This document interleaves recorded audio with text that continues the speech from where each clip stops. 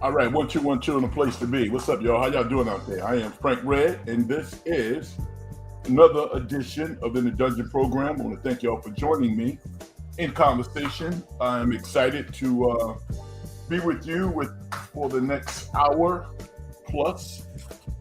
Talk about some of the more obvious topics out there in the world of sports and just the intersections that occur between sports and life and things that matter to us. All right, so I'm looking forward to doing that. I also had an opportunity to check out a movie, an underrated movie that I slept on. That I walked out of the theater thinking to myself, why hadn't I saw this movie sooner? Pretty good. I'm gonna hold back and tell you which movie I'm talking about a little later, but I do have a movie review. The 49ers, San Francisco 49ers, did not have a game this weekend, an opportunity for them to watch their next opponent, study, relax with the fam, look back on the first 13 games of the season, and feel a sense of accomplishment, because I don't think that anybody saw better than this. I think if you said the 49ers would be 12-4 after 13 games, I think that you would have been pretty happy. I don't know if anybody saw 10-3, possibly 8-5, but they're 9-4. They certainly have some work to do. They got some tough opponents over the next 4 games. I'm not talking about Tennessee. If they lose to Tennessee, that would be horrific. I don't see that happening. But they have to play a good Indianapolis team that probably isn't as potent now, losing their quarterback, Daniel Jones. I think probably to an Achilles or something. He ain't coming back anytime soon. So they got a rookie quarterback, Leonard, the quarterback from Notre Dame last year. So the 49ers have to feel good, but you can't take anything for granted. That team can be fired up. They're trying to get in the playoffs. Then you have to take on Seattle, and Chicago. So got some tough games ahead. Chicago has a lot to play for. They're going to be ready. That's on the road. So I'm looking forward to the 49ers finishing the season strong en route to a playoff appearance. But there's a lot of side notes about that, and we'll get into that as well. The topic of the NFL. The NFL is incredible. I mean, I was sitting on my bed, on my couch, watching these games, and I'm just thinking to myself, you know what? I am the most useless person in the world on Sunday. My routine is to get up early, get things done. Because once football starts, depending upon what time zone you're in, but when it starts at 10 o'clock, I'm like a zombie. The only time I move is when I go get something to eat and go to the bathroom, and I'm back. All of these games, for the most part, are riveting. I was locked in. I'm sure you were as well. I like I know Vicky told me about it before, but I like it when they switch to the games, all the different games. I don't have to have like 4 screens and watching multiple games simultaneously. I only want to see what's interesting. So I have the networks, and then I have the red zone. That's what it's called, the red zone. So a lot of good football. We're going to talk about that. I like people probably more than teams, with the exception of a few. It really hurt me to see Pittsburgh, as much as it could hurt me. I mean, come on. I didn't feel good. It didn't sit right when I heard the Pittsburgh Steelers fans booing Mike Tomlin last week. The chorus of boos, fire Tomlin. You know how horrible it is? I mean, do you know what message that's sending to young kids? That was terrible. God awful. And Tomlin showed why he's a Hall of Famer. He didn't even comment on it. He got his team ready. They came out and put it on Baltimore today. Won a tough game. They probably had, a 20% chance of winning that game? Probably less than that. And yet, they were locked in. They played a great defensive game. Aaron Rodgers had his best performance of the year. DK Metcalf was outstanding. And Pittsburgh took over first place. Whether or not they'll win the division, I don't know. But the respect that I think Tomlin deserves showed out today with his players because they were locked in. They were totally locked in. So I don't know if you feel the same way that I do, but that bothered me last week watching that. And, you learn a lot by watching these coaches. The Cleveland Browns played the Tennessee Titans and they lost 31-29. That wasn't the story. We know what the story was. Shedeur Sanders, once again, proving a lot of people wrong. He balled out. And we're not going to spend a whole lot of time on that. But I would just for once, and it never happens, people who create content, right? It's like Doug Gottlieb. Remember when Doug Gottlieb came out? Maybe you don't remember. But he basically came out and said that Stephen Curry would suck. The worst take in the history of sports talk. Doug Gottlieb said Stephen Curry would never make it in the NBA.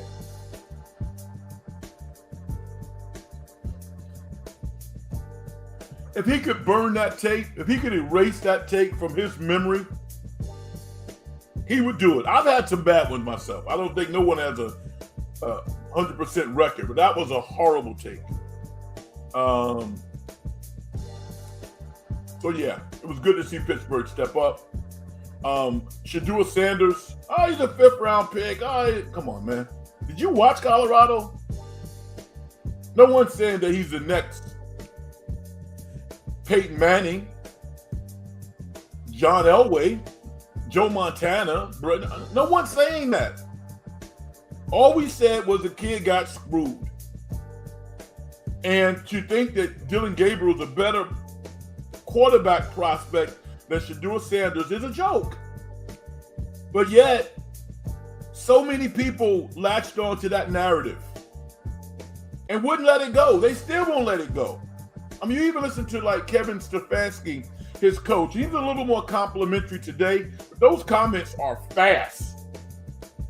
They're not prolonged. And I get it. I mean, we grew up in a society where in sports, we like humility from most players. Not all. For some, it's toughness. He's gritty. He's, But if you look a certain way, you got shades on or, you are arrogant. People don't want you to win. I don't care about arrogant people. I really don't. I focus on people who produce. That's what it's about. And Shedeur's producing. So if you are enjoying that theater, that show, that narrative, you have any comments, lock in, hit me up in the comments if you want to, or if you don't care, then that's all good too. We're going to talk a lot about the Golden State Warriors, who tonight had one of their best performances of the year. They blew out the Chicago Bulls 123-91, and it was embarrassing. It really was. I mean, the Warriors shot 50% from the field and 47% from three. If you do that, you're going to win a lot of games. Now, it's interesting watching Chicago because I rarely get a chance to see them play. And they are talent deprived. They really are. They don't have a lot of talent. I mean, if you look at the Chicago Bulls and you say, who's their best player? It's clearly Josh Giddey. Josh Giddey and then Kobe White. Those are the two best players on the team. But the Bulls as an organization has never went over the salary cap. They refuse to. They don't run their businesses like that. They want to make a profit every year. Theoretically, they want their teams to be competitive. but people in Chicago love basketball, so they show up. And I think they feel the only way that they can win is if they outscore teams.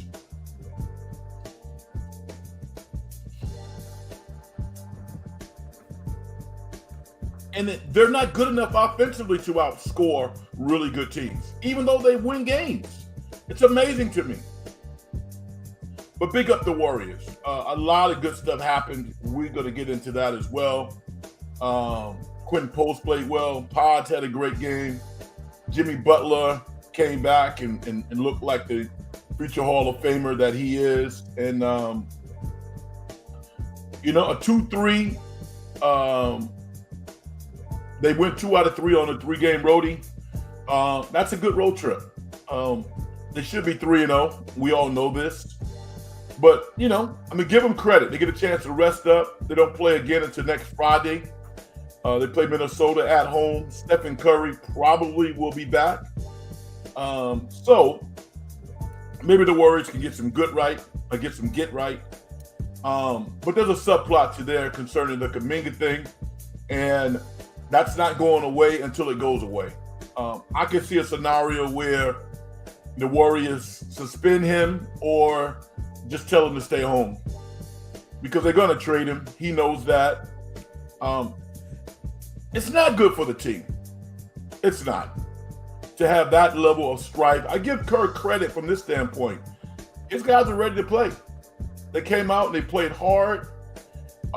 Watching DeAnthony Milton to me is a godsend. He makes his team so much better. Can you imagine DeAnthony Milton playing with Stephen Curry?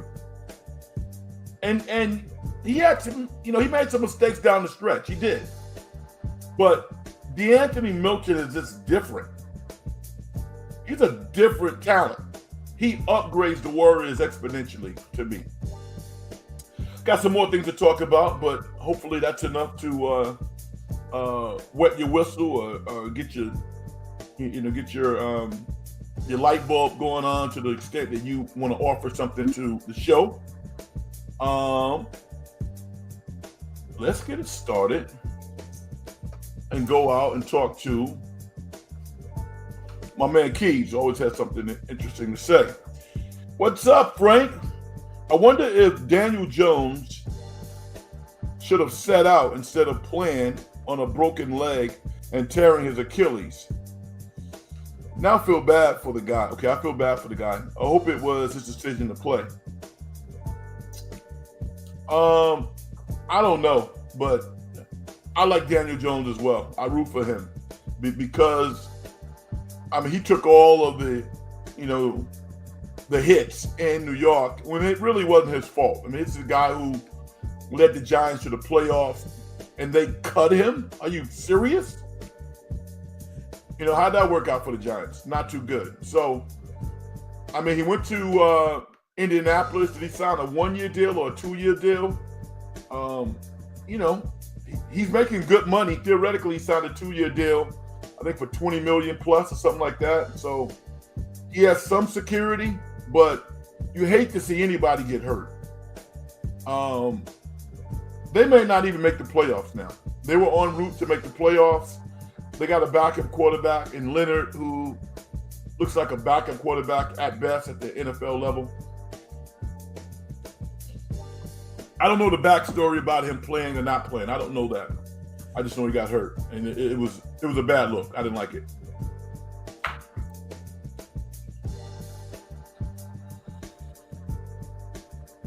All right, Mr. Goat says, me as a Patriots fan, I'm not scared of that Bills defense.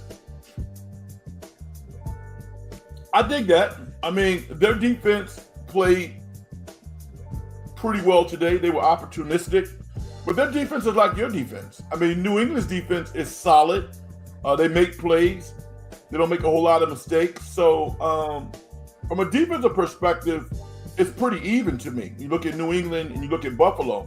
Where I think Buffalo has the edge is Josh Allen. As good as Drake May has played this year, people are talking about him winning the MVP. I don't believe that. He has porous numbers. He's played well. Josh Allen is one of the best quarterbacks in the history of the NFL. I don't think we can say that about Drake May yet. So, we'll see. Should be an interesting battle. We need one of those guys in the playoffs because it doesn't look good for KC. It feels like it's almost like a no-brainer that they're not going to be around. Mr. Gold says, Jonathan Kuminga doesn't need to be crying like a baby when he gets benched, though. I agree with you. He also said, no, it's not the Bills defense. Okay, it's not the Bills defense. It's trash. Okay. Let me tell you something about Jonathan Kuminga. I don't like how he responds to adversity. I don't. But I played with players who were mentally weak. I played with players who were unbreakable from a mental perspective. I mean, you could not move them off their mark. The point I'm making is that everybody's different. Everybody is different. And when you're around somebody for 4 years, you know what their strengths and their weaknesses are. Steve Kerr doesn't really make mistakes. Steve Kerr is one of the smartest coaches in the NBA. He just is. He has a very high IQ. He's not great at communication. Why? Because he looks at things from his perspective. He can't relate to Jonathan Kuminga. He can't. He doesn't know how Jonathan Kuminga really grew up. He doesn't know. Jonathan Kuminga, I think, would be a different person had he went to college in the United States. He didn't go to college. This dude has been pretty much a product his whole life. And what separates players at the professional level is your ability to deal with all of the variables that make up professional sports. It's not just going out and playing basketball. It's not just, displaying your talent. No, you got to do things that maybe you don't want to do. You got to sacrifice. When somebody's paying you $25 million, you don't have the right to show your displeasure like he did in Cleveland, which is why he was benched. The problem that I have is, again, it goes back to communication. This all started game 4 or 5 when Kerr benched him. I think he probably could have got him back to where he wanted him to be. But there's a power dynamic. I don't like power. I don't like that. I don't like dictatorships. I don't. And I think sometimes coaches, I'm not even saying this about Kerr, because I don't know. But some coaches comport themselves like dictators. Jonathan Kuminga did everything that he could do not to come back to the Warriors. He didn't want to be here. It isn't like he was like, please, Warriors, please sign me, please. No, he didn't want that.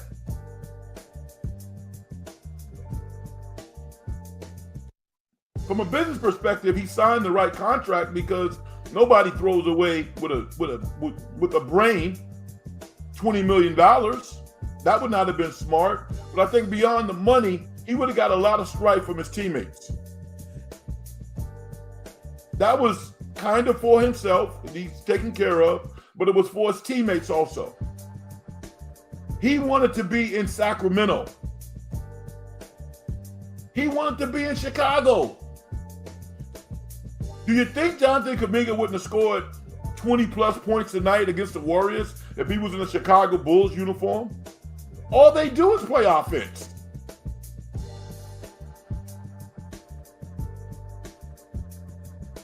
So he's looking at it from his perspective. I don't like it. I wish he was more mentally tough. but I don't like what I perceive to be head games with him either. I don't like it. And I'm going to tell you how it's going to end. The Warriors are probably going to tell him to go home. Before they do that, they're probably going to suspend him or fine him and do all that stuff. And that's going to cause some strife. And it's going to be a part of the narrative when the reporters are talking to Kerr. They should be doing that.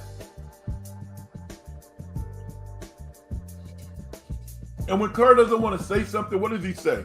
Oh, that's private. We'll just keep that private.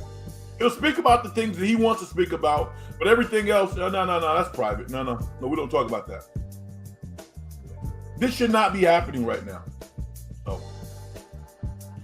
if I was a Warrior fan, I'm a Warrior supporter. It's different. I would be pulling my hair out right now if I had any. What are your thoughts?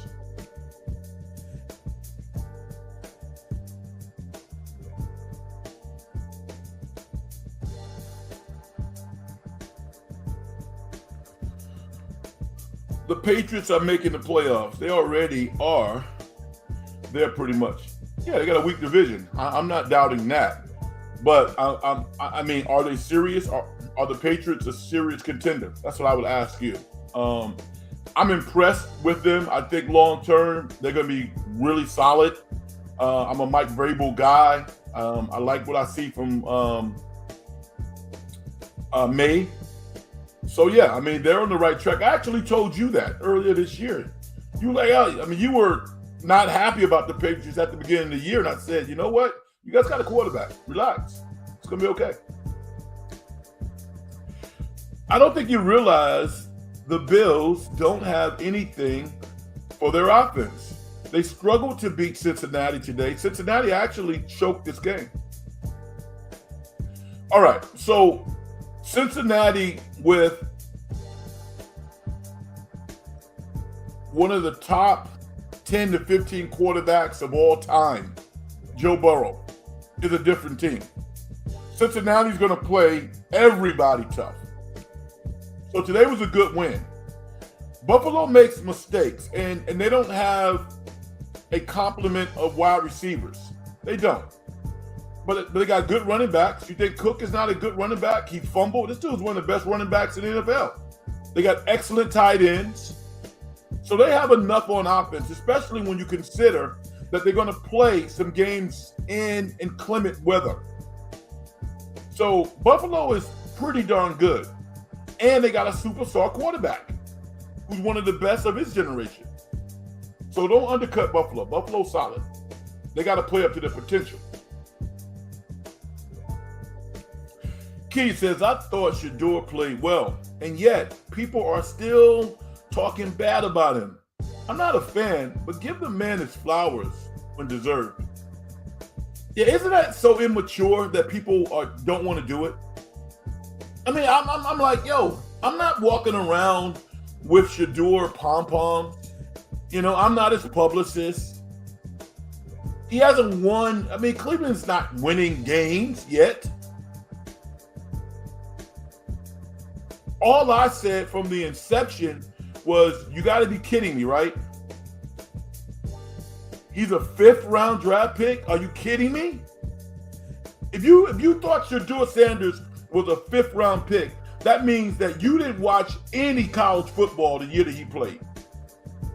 0. You think the Raiders wouldn't want to have Shedeur right now, watching Geno stink up the field all year? Or any other team that has the prospects of building a career for a young quarterback? He got a lot of work to do. Shedeur has a lot of work to do. But all young quarterbacks have a lot of work to do. The potential is there for him to have a successful career as a starter. Forget about even a starter, but as an NFL player. This guy got no reps. 0. You had people on television making hundreds of thousands of dollars telling you why he wasn't any good. All he's done in 3 games is prove everybody wrong. Tell the truth. That's all. Keith says, no wonder the Warriors youngsters have been playing so well. It's let Kuminga know he ain't all that. Yeah, you're right. Most of the Warriors youngsters went to college, right? They've been beat up. They've been knocked around. They've dealt with adversity. Maybe some of them have been prepared well by their families. I don't know. But this guy did not grow up in the United States.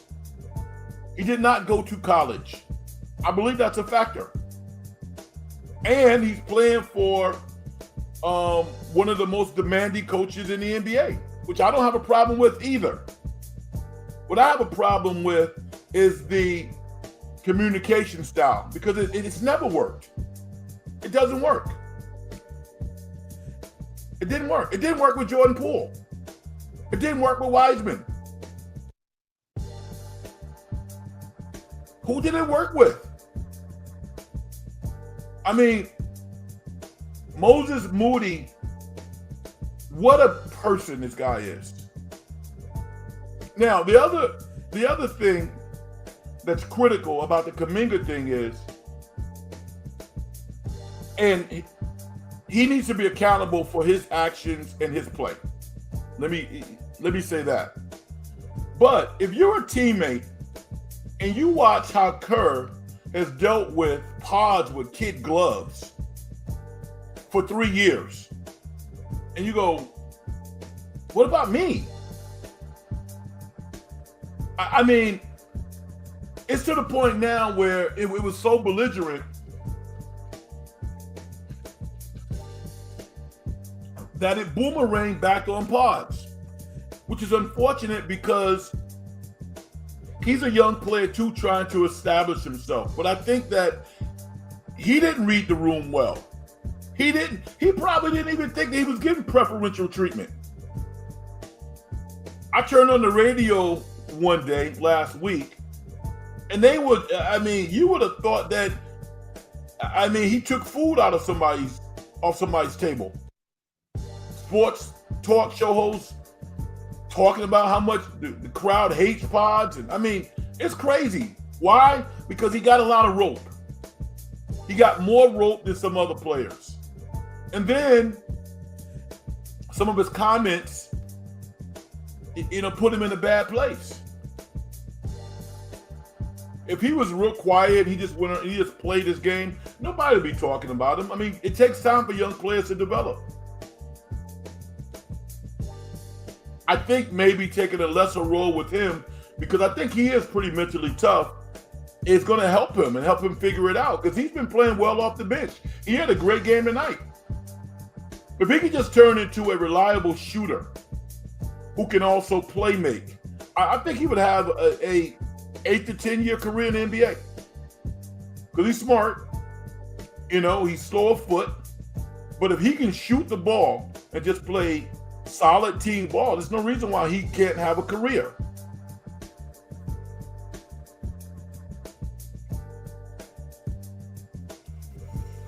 Keith says, what's wrong with Lamar? Seems like he doesn't want to run, or is hurt, or the defense has got the book on Lamar finally. I sense the trepidation to run as well. I do. Although I thought he looked better today. Previous to this week, he had looked even worse. But I thought he was reading the defenses fairly well today. And, I just think he lost a tough game. I wanted Pittsburgh to win, but that touchdown they took away from Lively was a complete joke. Come on. Think about this for a second. If you run the ball into the end zone, if you break the plane, it's a touchdown instantaneously. How many times have we seen someone catapult themselves into the end zone and somebody knock the ball out of their hand? Oh, it's a touchdown. They crossed the goal line. Cross the goal. Well, no, the ball's loose. It doesn't matter. It's a touchdown. Lively gets 2 feet down And on the third step, they knock it out of his hand and they take the touchdown away from Baltimore?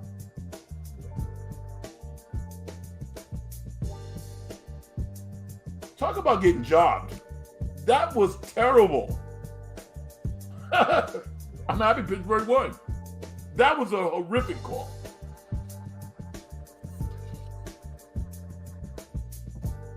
It wasn't Tuck rule bad.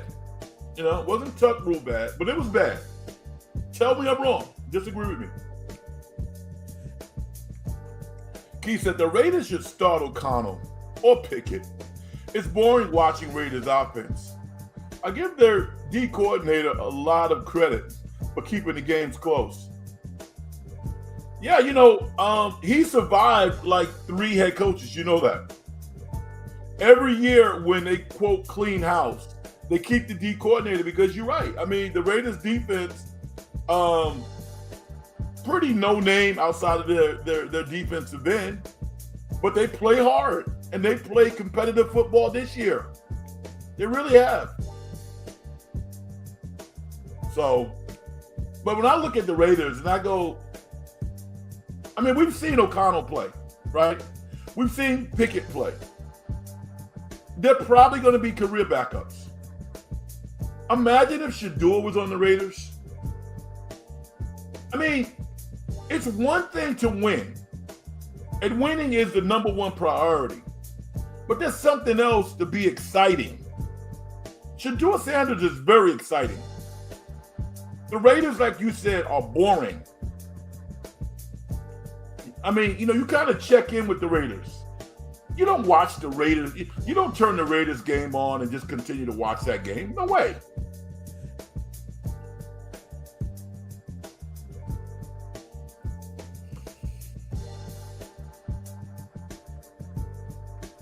My man Patrick says, Texans Rams Super Bowl.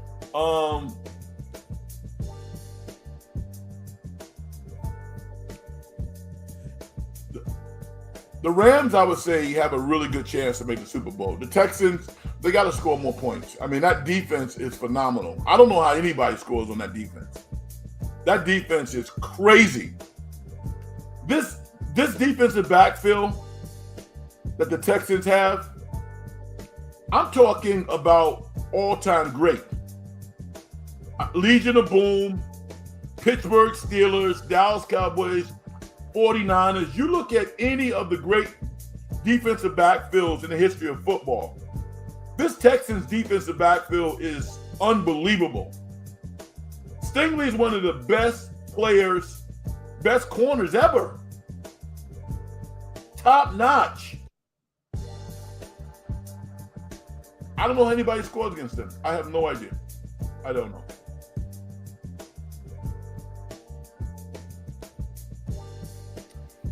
As a Patriots fan, we have the best defense besides the Houston Texans in the NFL. I don't know about that. I disagree with that. You think their defense is better than the 49ers? Schematically? I don't think so.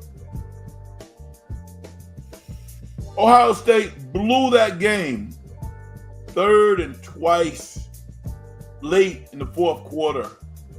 And you pass, then don't score. Horrible.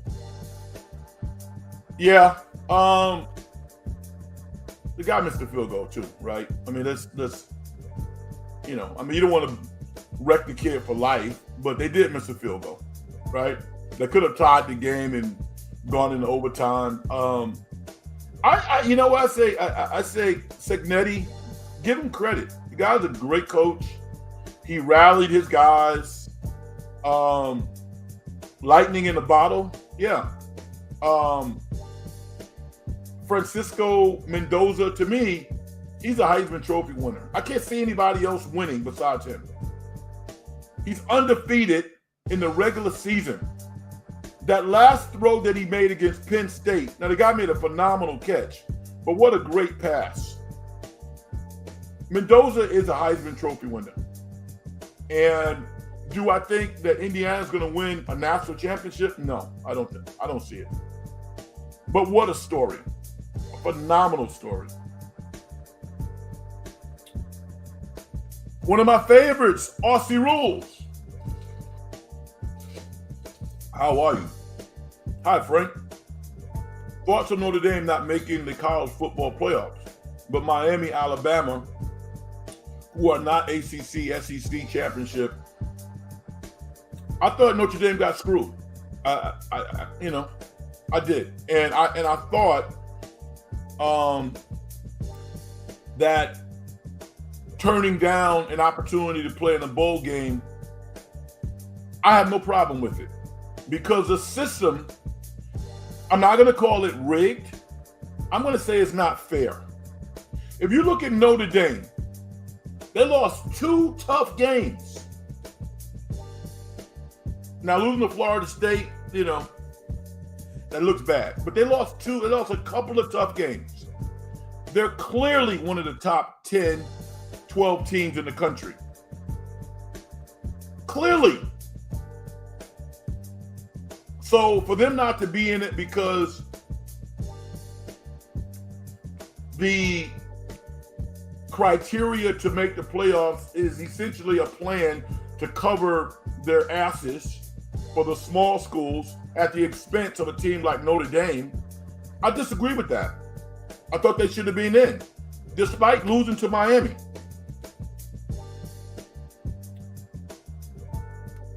Personally, aesthetically, I don't think Alabama should have been in, and I like Alabama, but I don't think that. I mean, when you get beat up like that in a championship game against a Georgia team that's good but not great, their starting quarterback won't even get drafted. This is not the greatest Georgia team, and you got boat raced. I think Notre Dame deserved to be in the playoffs over Alabama. They would go home, or they would play somebody else in the in the bowl game. I don't think they should be in it. What are your thoughts, Aussie Rules? Mr. Goat says, the way the Patriots defense was against the Giants on Monday Night Football, if we do that same thing to the Bills next week, Josh Allen might get hurt. All right. So I'm not really a betting person, but if you want to bet something, we can bet. I don't do lines, stuff like that, but who has the most points on the scoreboard? It's going to be Buffalo. It's going to be Buffalo. If you want to bet something, let me know. We'll figure it out. Glendocious, what's up, Frank? Pat Spencer looking nice between him and Milton. Our point guard spot is looking good. I'm happy for Pat Spencer. I mean, I'm going to say this. I was talking to a friend of mine. I mean, Pat Spencer is like the Steph Curry of lacrosse. That's where his mental toughness comes from.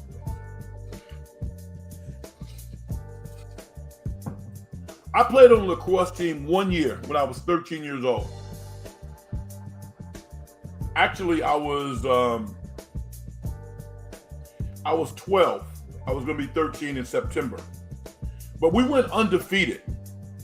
Lacrosse in Long Island is, a big-time sport. We went undefeated. We had a terrific team. It's a skill game. Lacrosse is hard. I played defense. They put me out there just to kick the crap out of people and beat people up. Within the rules of the game. My stick handling was not great. I didn't play the game I didn't play that long. I ultimately chose baseball over lacrosse. I like baseball better. But I'm happy for Pat Spencer. But I'm going to tell you this, and I'll say this. If I'm the other guard going up against Pat Spencer, and this guy is abusing me like he's abusing some of these other guards, I would be ashamed. If Pat Spencer is cooking you, literally building a strong case to get a legitimate NBA contract on you, I'm feeling like crap. Why? Not because he's not a good player. He's slow. He's very slow. I salute him. Give him all the credit by using all the tools and athleticism that he has and going out there and just kicking people's butt. I would be embarrassed if he was cooking me. Because he ain't Austin Reeves. Austin Reeves is a baller. Austin Reeves is going to be an all-star. Austin Reeves, I think, is going to be on the Olympic team. That's how good he is. But give Pat Spencer credit. I love come-up stories. And DeAnthony Milton, I go back to his days at USC. I've always been a fan of him. DeAnthony Milton is a baller. And I mean, I think everybody is holding their collective breaths, hoping that he doesn't get hurt.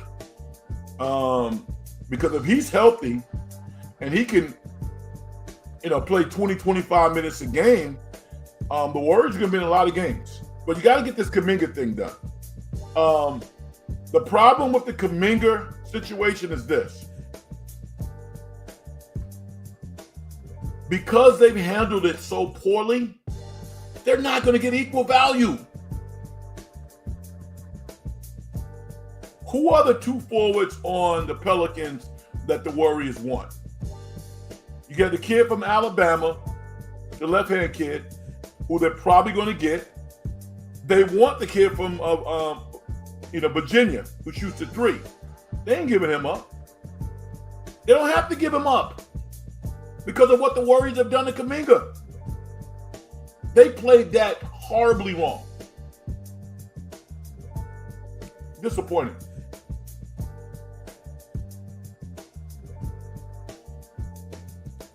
Pitre, Stingley, and Lassiter. Absolutely. You're talking about a badass defensive backfield. I mean, literally, you put those guys up against any of the best all time, and they measure up. Stingley is incredible.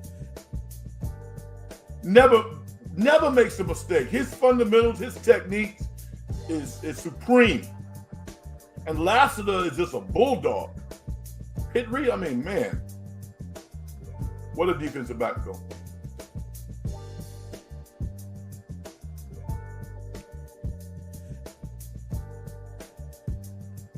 Cal's QB, Salapalatole, Jalen, right? Salapalatole, returning next year. Is he? Has he already said that? If he is, I'm happy because he certainly doesn't have to. I mean, can you imagine the amount of money? I mean, how much is he getting from Cal? And hopefully he's getting at least $2 million. And if he's getting $2 million from Cal, that would be a discount because he can get 3, 4.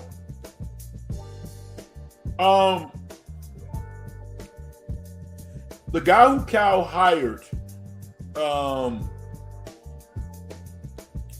is an excellent recruiter. I think there were probably some cultural connections there too that will help him as a Cal coach and keeping some of those players. So I'm happy. Kavita, I watched Kavita play, the new Stanford head coach at college. He was okay. He wasn't a great player or anything like that. I mean, I hope that he does well. He's never been a head coach before. Good luck. Luck appears also to be a little helicopter parent-ish to me. I'm like, dude, you should have taken the damn job. I don't like situations where someone wants to grab a hold and have total authority, but they don't quite have 2 feet in. Why couldn't Andrew Luck become the coach? Too much work. I mean, hopefully this is going to be a great hire, but essentially he hired one of his friends that he had a lot of confidence in, that he knew. This was not a real aggressive hire by Stanford. And maybe they didn't need to hire somebody out of the blue who was a proven winner. Maybe they didn't need that. But, how serious are you about winning? I mean, Jim Harbaugh did things at Stanford, and David Shaw did things at Stanford that people didn't think could be done. They've had a long history. Denny Green taking over for Bill Walsh did an outstanding job. So you can win at Stanford, but you gotta know what you're doing. We'll see.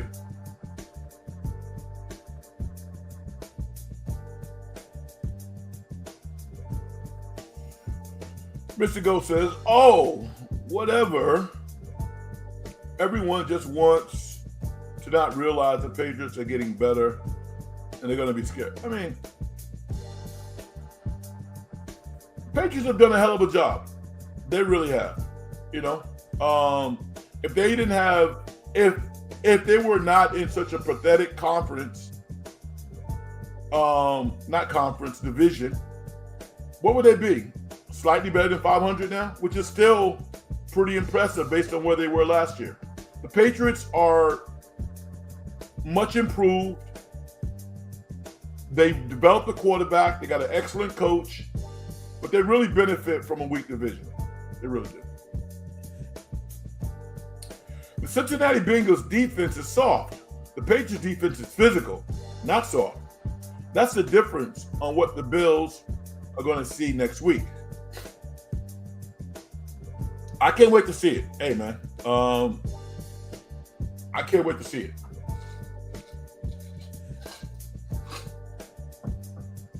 Is Josh Allen the best bad weather quarterback in football? That dude thrives in bad weather. He really does. Key says, "It was just so bad. I had to research Ryan Day just to see if he has the resume to be the Ohio State head coach. He doesn't. No big accomplishments or head coaching experience. He got totally outcoached." Yeah, he did. He did. It should not have been a 13-10 knuckle game, depending on a field goal, because and I know Indiana might have, 3 to 5 players drafted, which is no small feat. But Ohio State probably has 3, 4, 5 guys who will be drafted in the first round this year. So they were clearly superior. The best wide receiver on the team's a sophomore, but the kid Tate is coming out this year. He's a first-round pick. I can't see the 49ers spending a first-round pick on another wide receiver. I can't see that happening. But I would love to see the kid Tate from Ohio State on the 49ers. He's a hell of a player. They have tremendous talent. So I get it. And I'm going to tell you this. It would not surprise me at the end of the day if Ohio State is not the national champion again this year. Like you said, Cignetti outcoached Day. In spite of that, I think there's a narrative that could play out where Ohio State just simply wins because they're the better team. They have more talent than everybody else.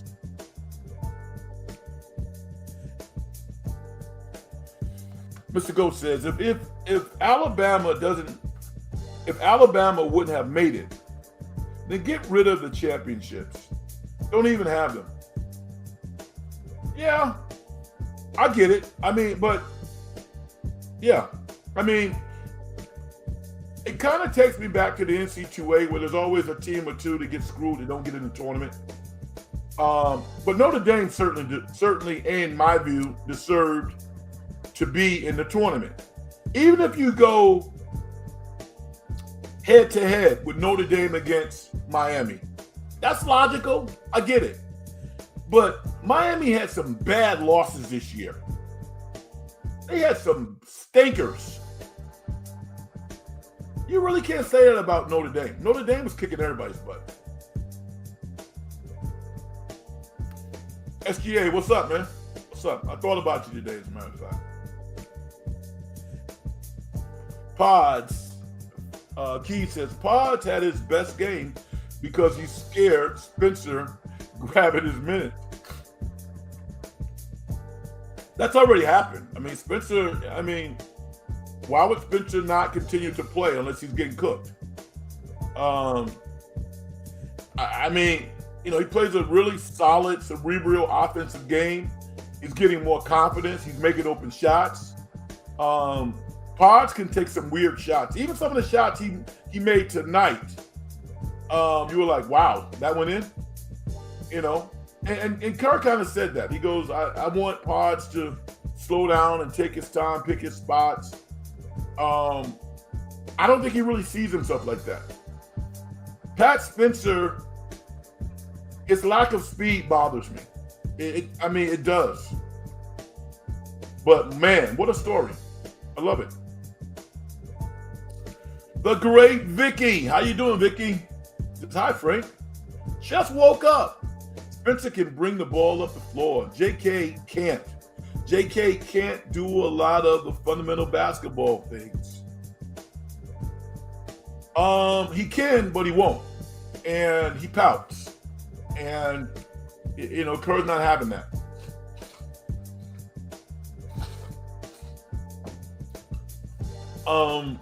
My whole thing about that whole scenario is they need him to win. If he's playing his best basketball, he's a net positive. So now you got somebody who's a net negative making $25 million a year that you don't want to look at every day in practice, and he don't want to be here, and everybody knows he's going to be traded. You're going to get somebody on the Warriors team of lesser value. It sucks. Andrew doesn't want the job. Yeah, of course he doesn't want the job. It's too much work. It's too much work. But he wants to be able to pick who becomes a coach. Hopefully it works out, Vicky. Young West, Cal basketball is 8-1. Pippen looking like a nice point guard. I agree with you. Yeah. I know Mark Matson a little bit. I played against Mark quite a bit. Tough guy. Plays hard, and I'm sure that he and his staff are doing everything they can do to inspire these young men, which is why they're playing good basketball. I have to give Mark all the credit in the world. He's in a tough league, but give him credit. They're 8-1, and I don't know why Scottie Pippen's kid set the bench on Michigan's bench for a whole year. The kid can play. I'm impressed by young Pippen. Very impressed by him. 8-1. Nice job.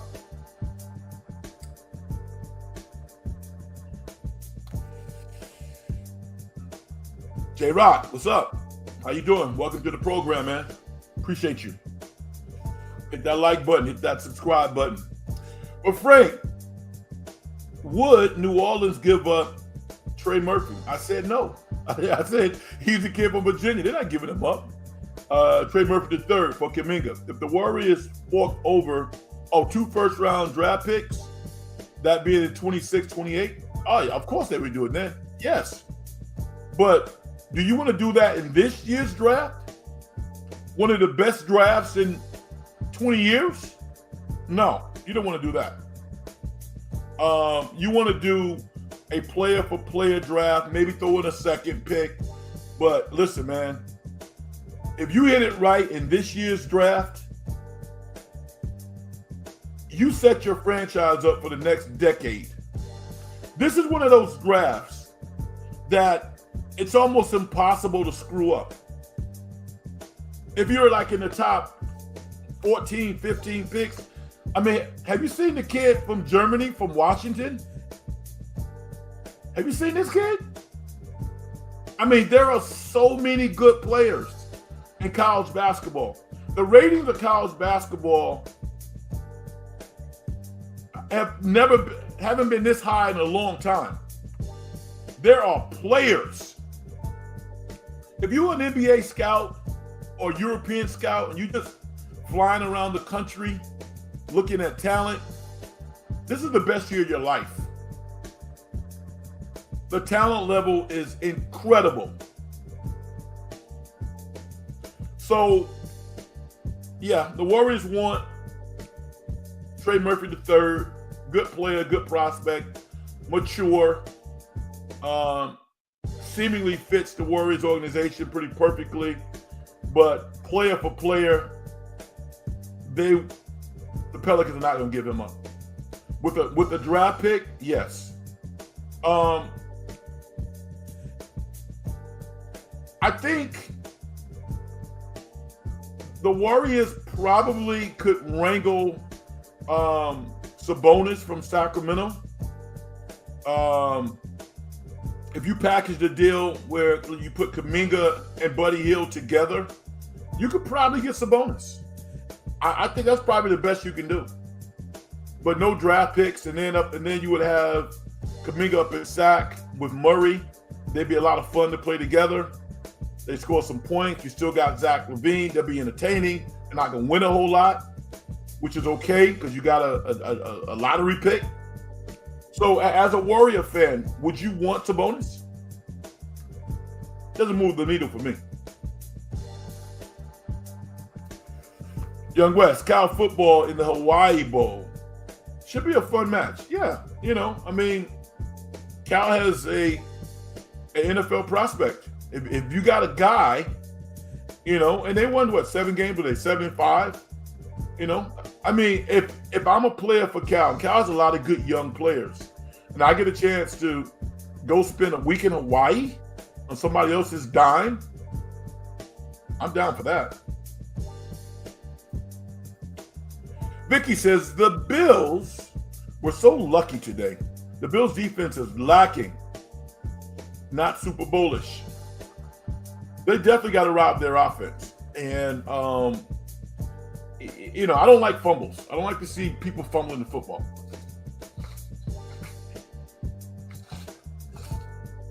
The Bills are not a complete team. They're not. They have a all-universe quarterback, and they're not going to have to deal with KC this year.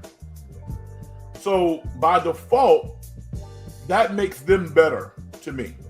The fact that they don't have to deal with KC is a big deal. I like to see players who I like go out on top, like Jerome Bettis. He retired after winning the Super Bowl.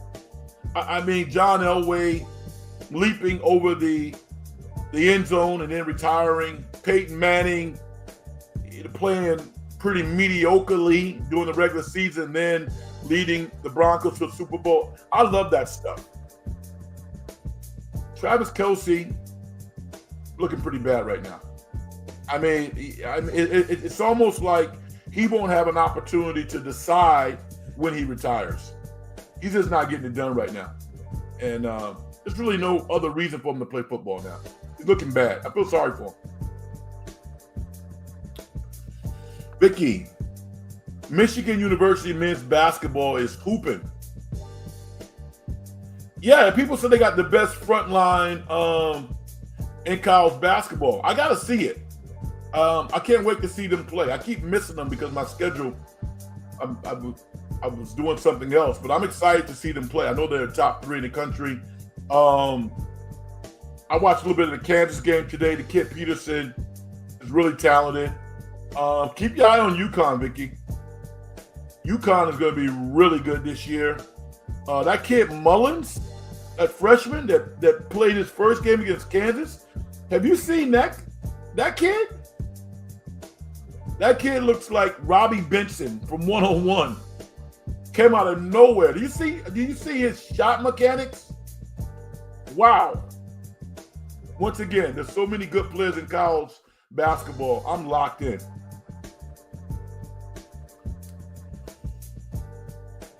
That's so true. And the Bengals, okay. You can probably communicate with somebody else. Mr. Go. Pat is on a 2-way contract, which sucks for the Warriors. Now, it sucks for the Warriors because he's going to run out of games. Is that what you're saying? Let me give you a little secret. When they trade Kuminga, somehow, some way, if he's playing well, they'll create a spot for him. He's going to be okay. These things always work out. Alabama's basketball team is hooping this year. They look really good, better than last year. Yeah. I mean, well, they got a great coach. He's a great coach. Former Danny Hurley assistant at the University of Rhode Island. UCLA hired, is that Jane? Is that Jamie? Is that Jane? Matson, coach. Good move. Better not to go after a Power 4 coach. I mean, he's done a phenomenal job at James Madison, right? That's what he was. I don't have a problem with these young, maybe not so young, these under-publicized coaches who have coached at a lower level and dominated. I mean, it's football. It's football. And it's really interesting and almost unbelievable to see a school like James Madison, who has been an afterthought, for so many years in national football consciousness. I mean, they've won a lot at the lower level for a long period of time, but they have ascended pretty quickly to the point where they're in the bowl championship series. Good for them.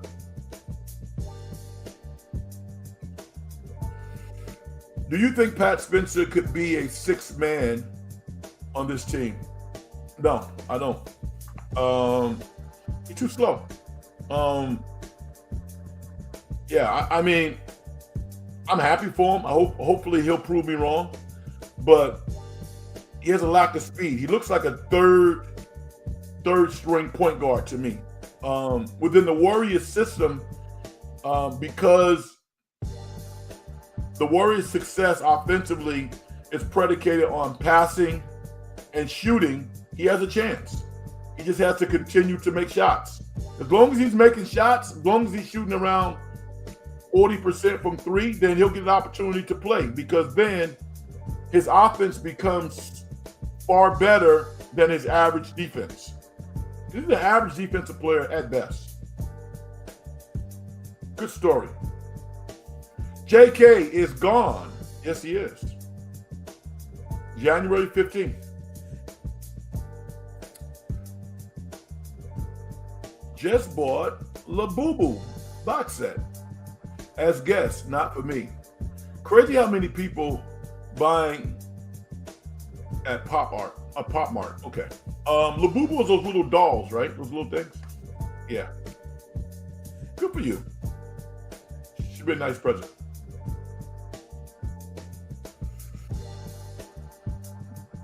Key says, Thunder got 3 first-round picks. NBA is screwed. OKC looks like it could be the most dominant dynasty of all time. Yeah, man. They're scary. I mean, they really are. They're scary. It took me a while to kind of really get on board, because last year when I watched Shea, so much of his success was the sugar whistle that he got. I mean, if you breathed on him, they called the foul last year. Not so much this year. He still gets calls, but last year was a joke. And I think they talked about it and they said, yeah, you're right. But his skill package, Shea's the best player in the NBA. I mean, he's the best player in the world. That dude is real. I didn't know he was that good until I saw him play the Warriors on Peacock. And they were really zooming, like the cameras that they had, you could really zoom in on the skill work. There's nothing you can do when he goes in his bag. There's nothing. He's that skilled. He has every shot.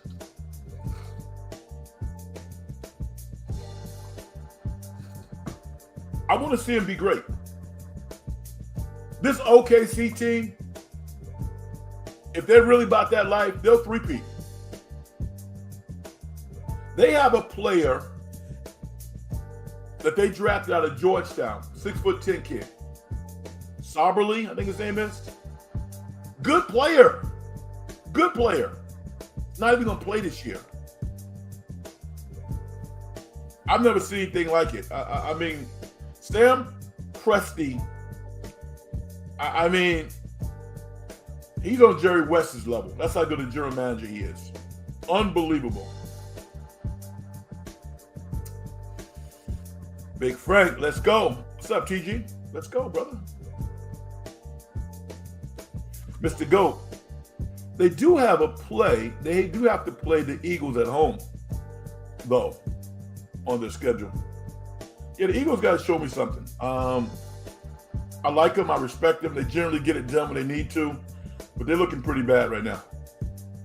We'll know tomorrow night when they play the Chargers. What do you feel about the Patriots possibly trading for A.J. Brown?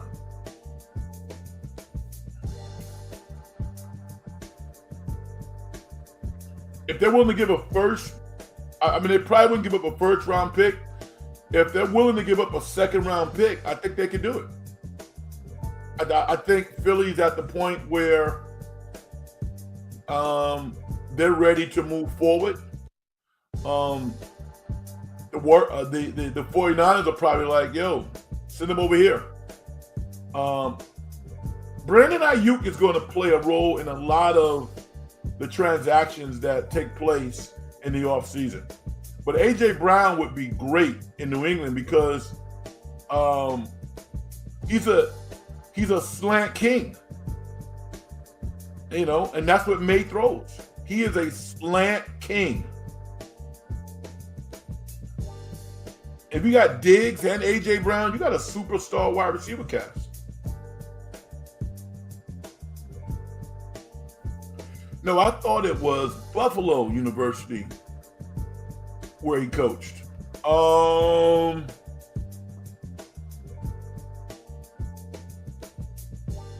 think you're right, as a matter of fact. I think I'm wrong. I think it was University of Buffalo. Yeah, you're right. Alabama's coach. Yeah, I think you're right. It was Rhode Island or Buffalo, but I think that you're right, though. Does OKC break the regular season record in wins? No, I don't think so. Nope. And I think it would be unintelligent for them to even try. The Warriors lost 9 games. You know how extraordinary that was? 9.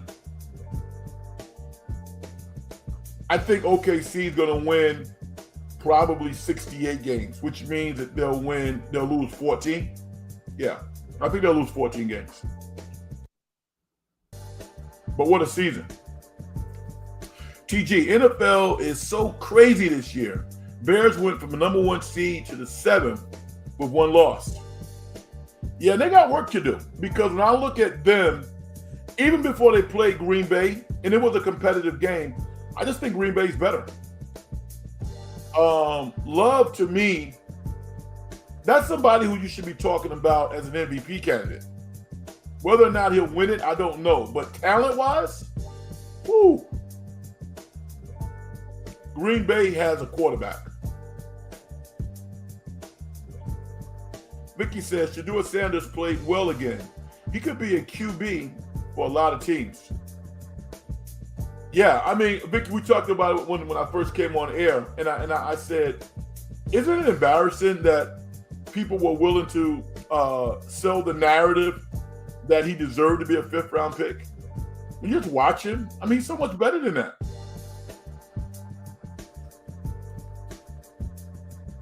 Hopefully he will continue it. I wanted to say also that Kyler Murray is going to be in play in the offseason. He'll probably be the quarterback for who next year? The Raiders, Jets.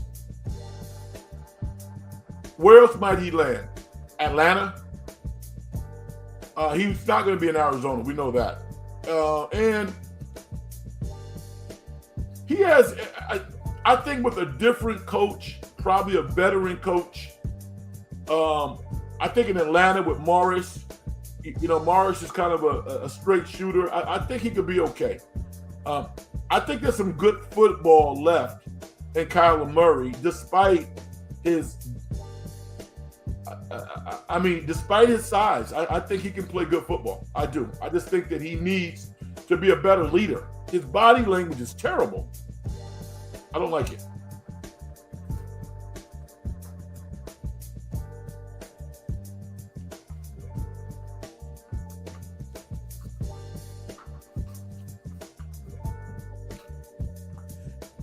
I wanted to talk about a movie that I saw. You know what I saw this past weekend? I saw The Running Man. For those of us who are old enough to remember The Running Man, the Arnold Schwarzenegger original, it was probably okay. It was probably pretty good. But this Running Man, this iteration, 2025, is really good. And the star, Glenn Powell of Top Gun fame and many other movies, I actually felt I was unbalanced because I really like him as an actor. He's a really good actor. And all of the interviews that I see with Glenn Powell, I like. He's a solid guy and a really good actor. But I walked away drawing the conclusion that he's not a movie star. If he was a movie star, this would have been a blockbuster because this movie is good. I challenge anybody to tell me that they saw the movie and they didn't like it. This movie was really good to the extent that I think that Glenn Powell should be like the next Jason Bourne. I think he would crush it as the next Jason Bourne. He's athletic, fairly good looking, charisma, but he's more of a character actor. He's not a movie star, which to me kind of, again, makes you take a step back and say, wow, Tom Cruise has had an incredible career. A true movie star. Leo DiCaprio, true movie star. Denzel, true movie star. There aren't a lot of movie stars out there. The movie was actually better than Glenn Powell. That's how good the movie was. Go see Running Man. It'll probably be on some streaming service pretty soon because it's not a major hit. I think it's going to be a major hit in the streaming community because it's that good. But if you like going to the movies, and The Running Man is one of the options, don't feel like you are taking like your third or fourth option among movies. Now, this is a good movie. I love the casting of this movie. Michael Cera is in this movie also. He's really good. He had a great part. Josh Brolin played the emperor of everything. That guy, the evil villain who's orchestrating all of the madness. He was excellent too. And Domingo, I can't think of Domingo's last name. He was really good too. The cast in The Running Man is outstanding. So, TG says, wife and I saw The Running Man also. Laugh out loud, yeah. Agreed, Frank. Good flick. And decent acting. Yes, it really was. I was wildly surprised how good that movie was.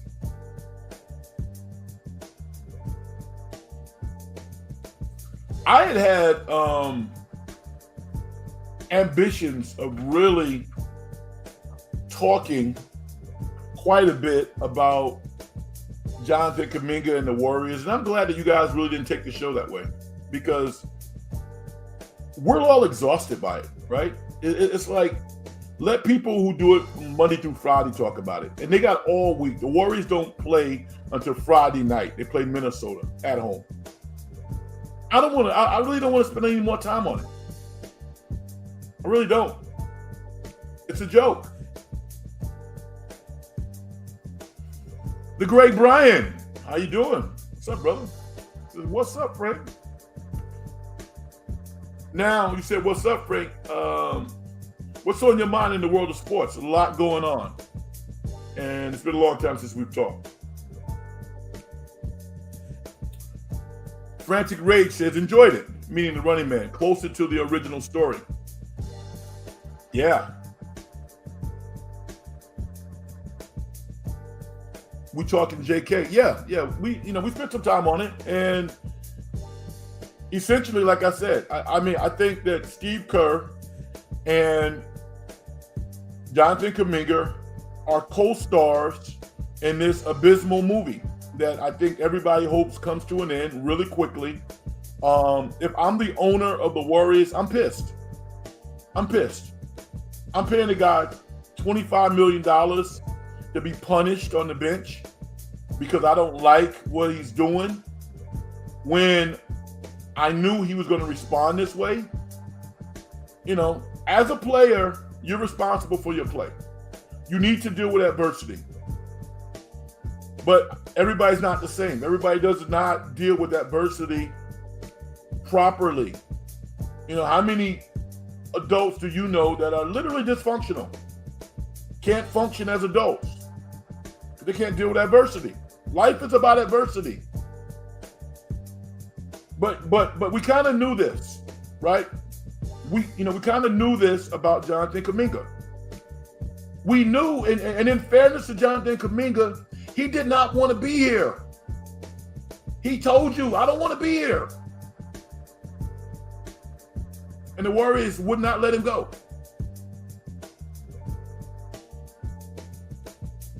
So it's not one entity's fault. I think this is a co-starring role.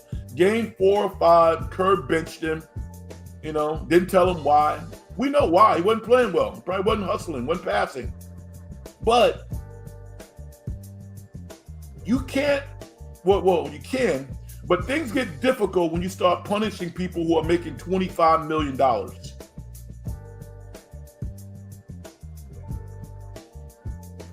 Vicky says January 15th can't come soon enough.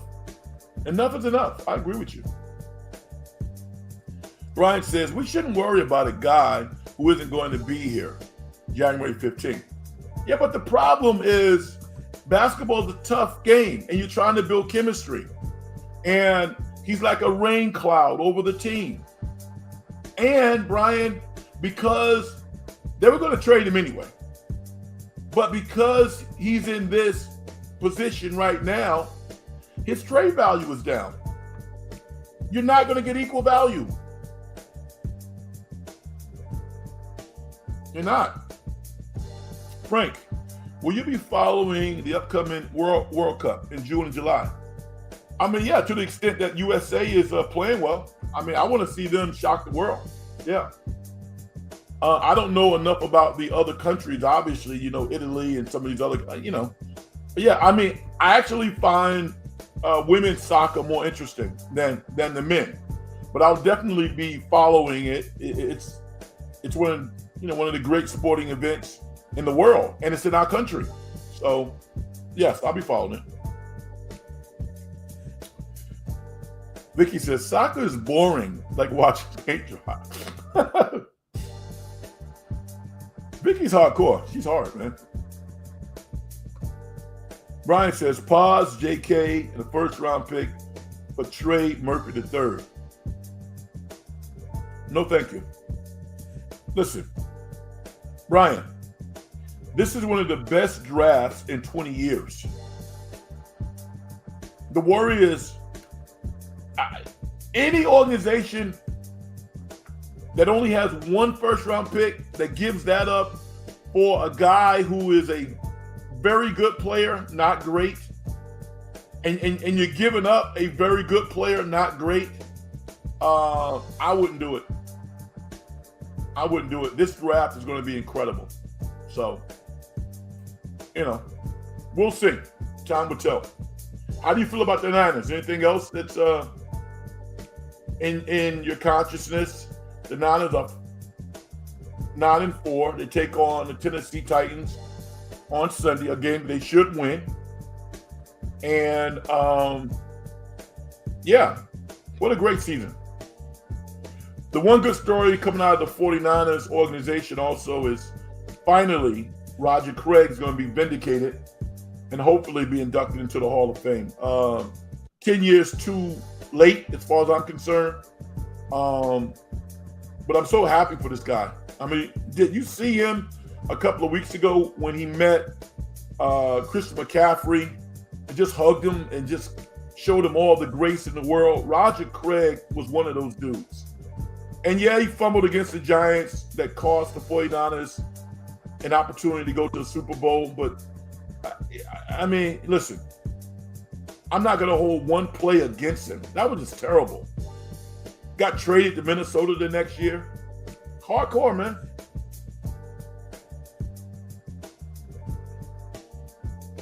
I didn't know this, TJ. Niners moved up from the 7th seed to the 6th with the bye week. That's good. And that's really important because not only people in the Bay Area have noticed the exploits of Robert Saleh, the football world has. If there's an open job, Robert Saleh's name's going to come up. And as well it should. I think he was a little too giddy as the coach of the Jets. I didn't even realize he coached in New York for as long as he did. But I think his next head coaching job is going to be a hit. Because he's going to do what he does. He's not going to be in awe of the position, of the media, of the owner. He's not going to care. And he's going to demand a salary that the organization has to take him serious. What does that mean? He's going to make probably $6 to $8 million a year. When you have multiple years, you're signing coaches for 4 years at $8 million a year, and you got to eat $25 million if you fire somebody. You don't want to do that.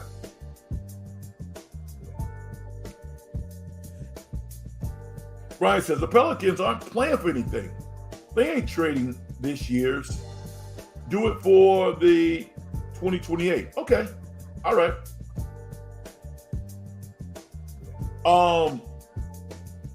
The Pelicans now have people who can evaluate talent. They have the former general manager who was in Detroit. I can't think of his name, the guy who got fired. He's Joe Dumars' right-hand man now.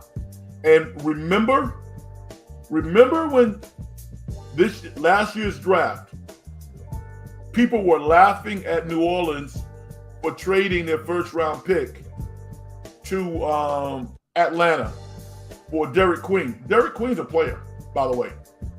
Played with Cooper Flagg in high school, 5-star recruit. He's having an excellent rookie year. And Jamario Fears, I watched him in Oklahoma. This kid was like 18, 19 years old. He's a player. So New Orleans' problem is not talent. It might be geography. Too close to po' boys and all of that gumbo. I mean, it sounds funny, but location-wise, New Orleans might not be a good basketball market. I don't know. We'll see. Brian says, would Saleh really want to leave this great situation if the other team he goes to is completely crap? Does he really want to go to Vegas or the Titans or Cleveland? No, thank you. I I think you're being very logical, and I would tend to agree with you. But when someone offers you $8 to $10 million to coach their football team, and they're going to give you a 3 or 4 year guaranteed deal, and you're the boss, I mean, what's he going to do by staying in San Francisco? Which job is he going to get that's going to be that much better? You can't predict the future. So,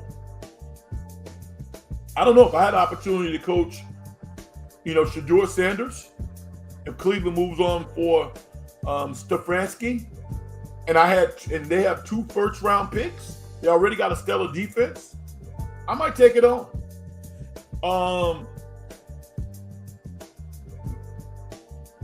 Vegas feels like a mistake waiting to happen. In spite of that beautiful arena, proximity to California, good weather. You got a meddling owner, Brady hovering, too many hands in the kitchen. So, and Tennessee, I don't want to go to Tennessee. Although he might want to go to Nashville. Nashville is, by all accounts, a nice city. It's about money. That's what it's about, Brian. It's about money. This has been an awesome show. Guess what? We've spent damn near 90 minutes on air, and it felt like about 30. So I want to thank you for that. This has been fun. Looking forward to tomorrow night's game between the Eagles and the Chargers. There'll be a lot of conversations with regards to Jonathan Kuminga this week. And maybe something will happen that is not on our radar right now. With that said, I'm going to break down and get out of here. I want to thank you all for joining me in conversation. I did not ask you to hit the like button. Hopefully you've already done it. Hit the like button. Subscribe to the show. We're content rich. We're entertaining. And hopefully we will continue to be. So check us out. Follow me on X at Big Frank Red. Hit the like button and subscribe to the show. Let me do my thing and get out of here. And for all you out there, have a fantastic week. Thank you for everybody who stepped in and contributed to the show with your words, with your thoughts, with your ears. I really appreciate it. Success in getting paid is a manifestation of the whole process. If you as an individual don't do things to help other people make their lives better, as far as I'm concerned, you haven't done nothing. My name is Frank Red. This is the In the Dungeon Show. Good night, everybody. Peace.